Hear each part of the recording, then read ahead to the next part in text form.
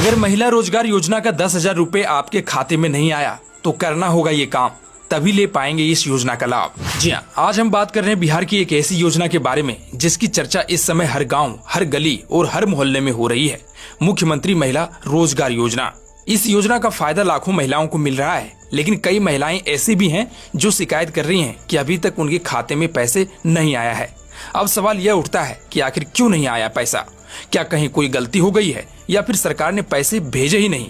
और अगर आपके खाते में यह पैसा नहीं आया है तो इसकी शिकायत कहां और कैसे करनी है, आज हम इस वीडियो में आपको पूरी जानकारी देने वाले हैं। तो सबसे पहले ये समझ लीजिए कि पहले चरण में सरकार ने करीब 75 लाख महिलाओं के खाते में 10-10 हजार रुपए भेजे हैं। यह पैसा डायरेक्ट बेनिफिट ट्रांसफर यानी डीबीटी के माध्यम से भेजा गया है। इसका मतलब यह है कि आपके बैंक अकाउंट में पैसा सीधे सरकार से आया है।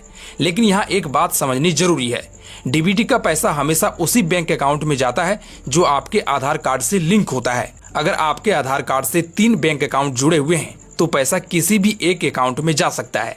ऐसे में कई बार महिलाएं यह समझ नहीं पाती हैं कि आखिर पैसा किस बैंक अकाउंट में आया है। इसलिए सबसे पहला कदम यह होना चाहिए कि आप अपने बैंक अकाउंट की जांच करें। अगर आपके पास एक से ज्यादा अकाउंट है तो सभी में जाकर चेक करें।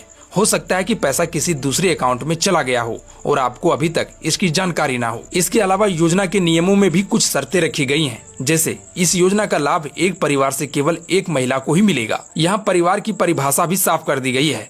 पति पत्नी और अविवाहित बच्चों को ही एक परिवार माना जाएगा। यानी अगर एक ही छत के नीचे सास और बहू रहती हैं तो दोनों को योजना का फायदा मिल सकता है, क्योंकि वे अलग अलग परिवार मानी जाएंगी। यानी माँ और बेटी या 2 बहनें आवेदन करती है तो उनमें से केवल एक को ही पैसा मिलेगा। तो हो सकता है कि आपके घर से किसी और महिला को पहले ही पैसा मिल चुका हो और इस वजह से आपके खाते में पैसा ना आया हो।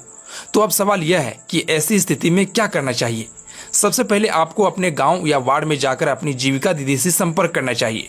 जीविका दीदी ही इस योजना की असली कड़ी हैं। वे आपके फॉर्म की जानकारी देख सकती हैं और आपको बता सकती हैं कि कहीं कोई गलती तो नहीं हुई। जीविका दीदी से आप यह भी पूछ सकती हैं कि आपके फॉर्म की स्थिति क्या है। अगर फॉर्म रिजेक्ट हुआ है तो वजह क्या है, और अगर पैसा आया है तो किस अकाउंट में गया है।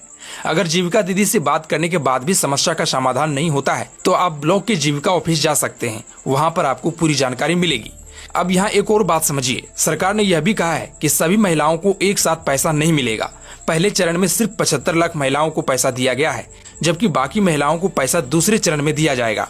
इसका मतलब यह है कि अगर आपने सभी शर्तें पूरी की है, आपका फॉर्म सही है और फिर भी आपके खाते में पैसा नहीं आया है, तो हो सकता है कि आपका नाम दूसरे चरण में शामिल हो। ऐसे में आपको कुछ दिन इंतजार करना पड़ेगा। अब मान लीजिए कि आपने सब कुछ चेक कर लिया, बैंक अकाउंट सही है, आधार लिंक है, परिवार की सभी शर्तें भी पूरी होती है और फॉर्म भी सही है, फिर भी पैसा नहीं आया तो आपको क्या करना चाहिए। तो ऐसी स्थिति में आप सीधा शिकायत कर सकती हैं। शिकायत करने के लिए आपके पास कई विकल्प हैं। ब्लॉक ऑफिस, यहाँ जाकर आप लिखित शिकायत दे सकती हैं। जिला स्तर का कार्यालय, जहाँ महिला रोजगार योजना की मॉनिटरिंग हो रही हो। तो उम्मीद है कि इस वीडियो से आपको सारी जानकारी मिल गई होगी। अगर आपके मन में अब भी कोई सवाल है तो कमेंट करके जरूर पूछें, और अगर जानकारी उपयोग लगी है तो वीडियो को शेयर करें ताकि ज्यादा से ज्यादा महिलाएं इसका फायदा उठा सके।